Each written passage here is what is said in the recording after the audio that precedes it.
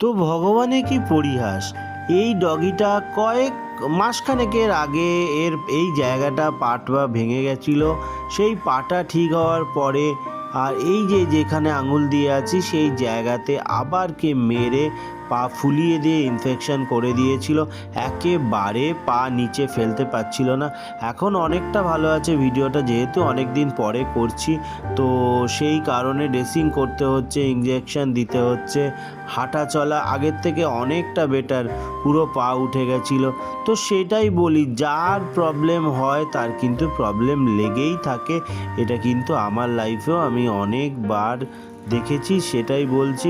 এর পা ভেঙে গেল 1 মাস আগে, তারপরে কিন্তু আবার পায়ে একটা চোট। এই চোটটা কিন্তু লোকেরাই দিয়েছে, এটা করা উচিত না। ভগবানকে বিশ্বাস যদি করে, ভগবানকে ভয়ও পেতে হবে।